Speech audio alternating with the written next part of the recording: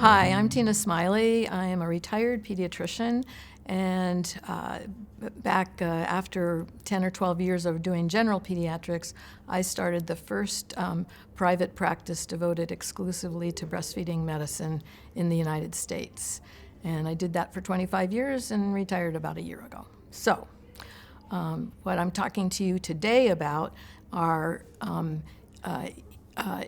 the neurophysiology behind babies learning to latch. This is something that once I started my practice, I started watching what babies are doing, and I'm going, oh my goodness, I need to learn more about this. So from that, I'm going to tell you some of the things that I learned. Human infants, like all baby mammals, are hardwired to learn to breastfeed. Decades ago, Regard and Alade, a Swedish pediatrician and midwife team, demonstrated that following an unmedicated birth, human neonates could, within an hour or so of birth, do what all other newborn mammals do: search for and find the breast and the nipple on their own, and after some oral exploration, begin breastfeeding, as you see here in the video. Regard and Alade, as well as other research teams, also showed how a variety of normal hospital routines could interfere with this competent behavior. This baby that you're watching had had a medicated birth and had been separated from his mother for a bath. You can see how disorganized this infant is compared to the first baby.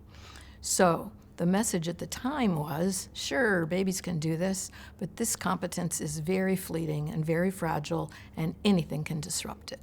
And it was thought to be limited to the first few hours of life.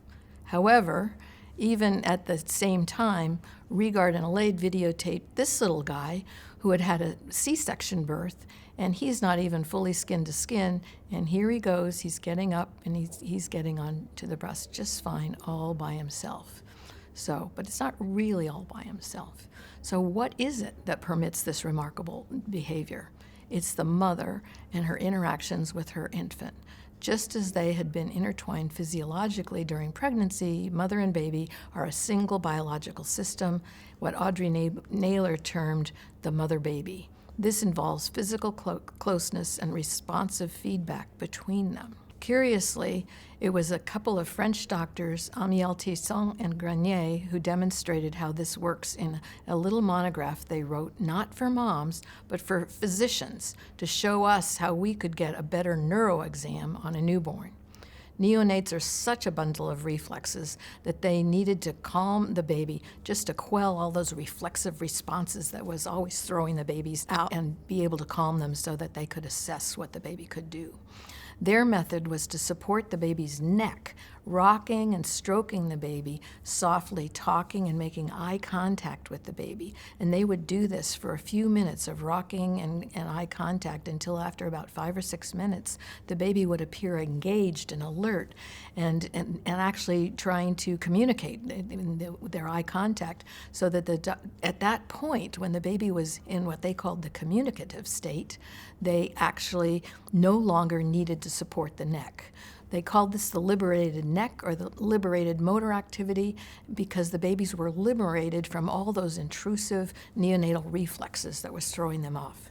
And of particular note, when they saw this, naming these babies maintaining eye contact, they seemed to try to be communicating. And so they called these babies being one step beyond the quiet alert state, and instead they coined the term the communicative state. At this point, with the baby so engaged, they would place the infant at a little desk with a toy on it. And you can see the examiner is no longer supporting the neck, but the head is heavy, so they were just helping maintain the balance of the head with that, and that's why you see that adult hand there. But as these pictures show, this infant first looked at and saw the toy, reached for it actively, and then knocked it over and appeared surprised, as you see in that bottom picture.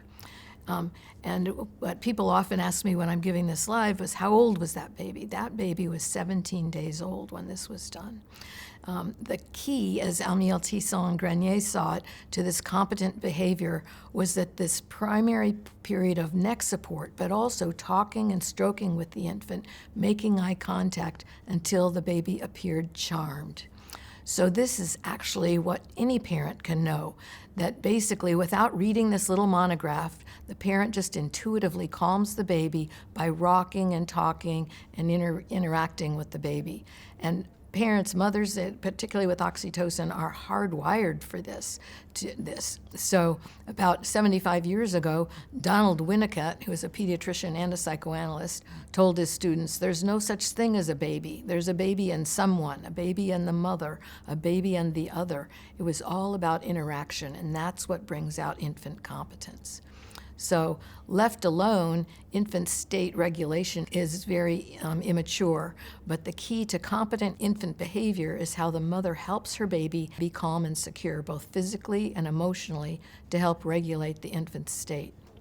The neuropsychologist Alan Shore has also described how these responsive mother-baby interactions put the mother and baby in a state that he refers to as affective synchrony. That is, that they're in this synchrony of both mood and state. He sees this synchrony and interaction as linking the mother and the baby right brain to right brain.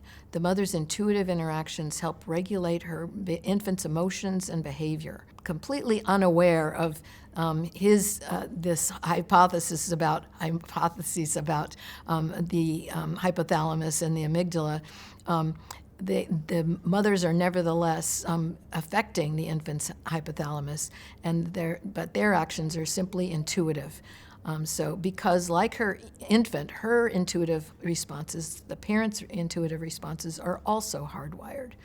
And I should also add that the mother's intuitive responses can also be disrupted, interrupted, or prevented from happening by a whole variety of external factors. The mother's nervous system and her hypothalamus and amygdala, her ability to calm, are all more mature than her infant's immature nervous system. And thus, just by her intuitive interactions with her baby, she helps her more immature infant organize for learning, for coping with stress, and to start laying down the brain pathways that will allow the infant to later do this on his own. After much repetition, it becomes much easier much later in the future.